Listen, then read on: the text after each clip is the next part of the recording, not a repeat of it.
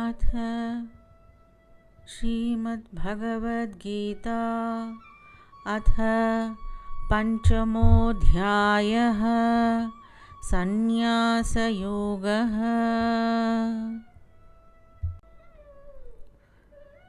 In this chapter, Shri Krishna compares Karma Sannyasa Yoga, the path of renunciation of actions, with Karma Yoga, the path of work in devotion.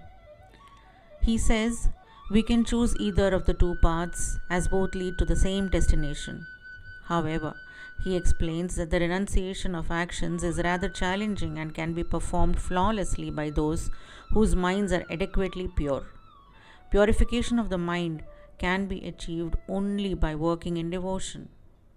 Therefore, Karma Yoga is a more appropriate path for the majority of humankind. Bhagavan Shri Krishna describes Karma Sannyasa Yoga, or the path of renunciation. He says the Karma Sannyasis control their mind, intellect, and senses by performing several austerities. By shutting out all their thoughts of external pleasures, they become free from fear, desire, and anger. And by including devotion to Bhagavan in all their austerities, they attain long-lasting peace.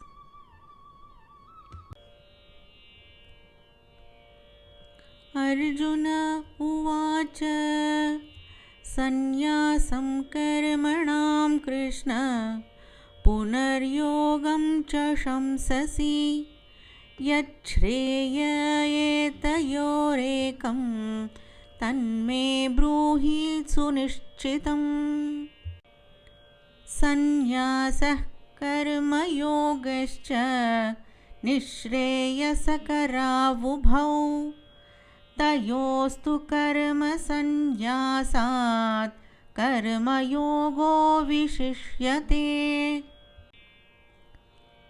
ज्ञेयः स नित्यसन्न्यासी यो न द्वेष्टि न काङ्क्षति निर्द्वन्द्वो हि महाबाहो सुखं बन्धात् प्रमुच्यते।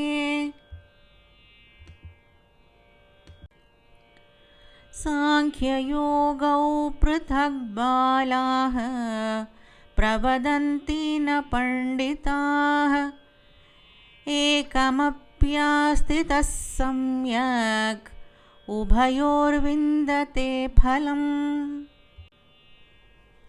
यत् सांख्यैः प्राप्यते स्थानं तद्योगैरपि गम्यते। एकं सांख्यं च योगं च यः पश्यति स पश्यति। संन्यासस्तु महाबाहो दुःखं माप्तुम् अयोगतः योगयुक्तो मुनिर्ब्रह्म न चिरेणाधिगच्छति। योगयुक्तो विशुद्धात्मा विजितात्मा जितेन्द्रियः सर्वभूतात्मभूतात्मा कुर्वन्नपि न लिप्यते। नैव किञ्चित् करोमीति युक्तो मन्येत तत्त्ववित् पश्यन् शृण्वन् स्पृशन् जिघ्रन् अश्नन् गच्छन् स्वपन् श्वसन्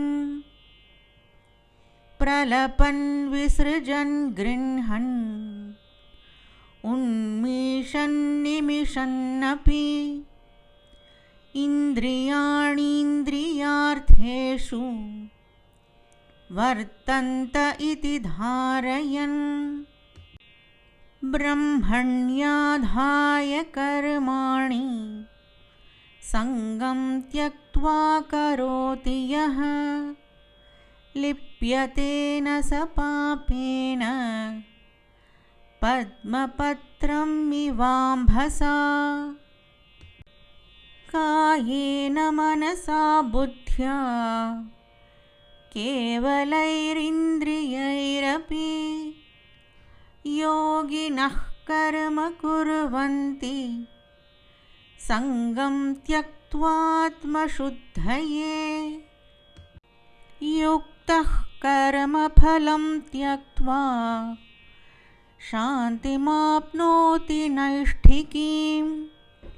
अयुक्तः कामकारेण फले सक्तो निबध्यते। सर्वकर्माणि मनसा सन्न्यस्यास्ते सुखं वशी। नवद्वारे पुरे देहि नैव कुर्वन्न कारयन्। न कर्तृत्वं न कर्माणि लोकस्य सृजति प्रभुः। न कर्मफलसंयोगं स्वभावस्तु प्रवर्तते। नादत्ते कस्यचित् पापं न चैव सुकृतं विभुः। अज्ञानेनावृतं ज्ञानं तेन मुह्यन्ति जन्तवः।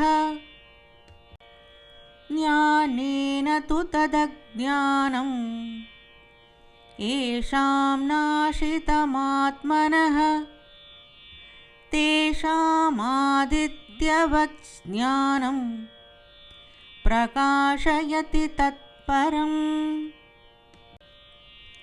तद्बुद्ध्यस्तदात्मानः तन्निष्ठास्तत्परायणाः गच्छन्त्यः पुनरावृत्तिं ज्ञाननिर्धूतकल्मषाः। विद्याविनयसम्पन्ने ब्राह्मणे गविहस्तिनि शुनि चैव श्वपाके च पंडिताः समदर्शिनः। इहैव तैर्जितः सर्गः येषां साम्ये स्थितं मनः। निर्दोषं हि समं ब्रह्म तस्माद् ब्रह्मणि ते स्थिताः।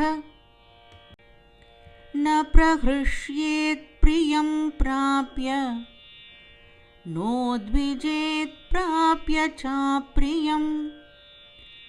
स्थिरबुद्धिरसम्मूढः ब्रह्मविद् ब्रह्मणि स्थितः। बाह्यस्पर्शेष्वसक्तात्मा विन्दत्यात्मनि यत्सुखं स ब्रह्मयोगयुक्तात्मा सुखमक्षयमश्नुते।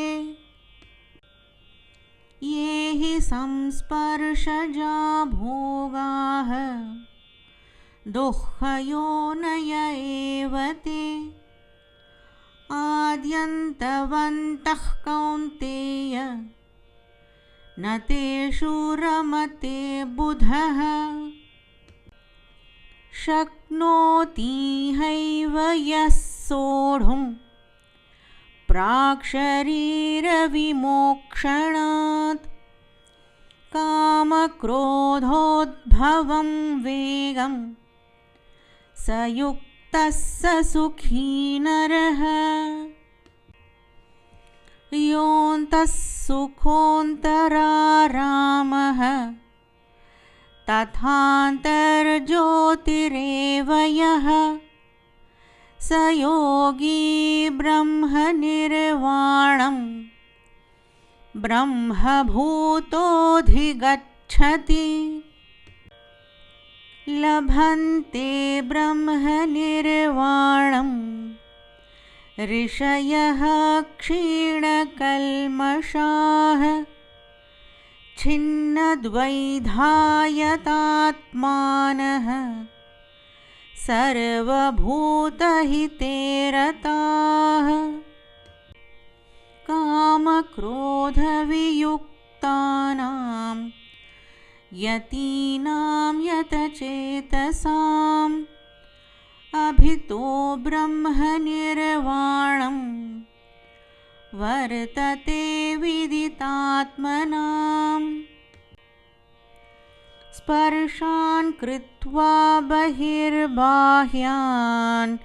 चक्षुश्चैवान्तरे भ्रुवोः प्राणापानौ समौ कृत्वा नासाभ्यन्तरचारिणौ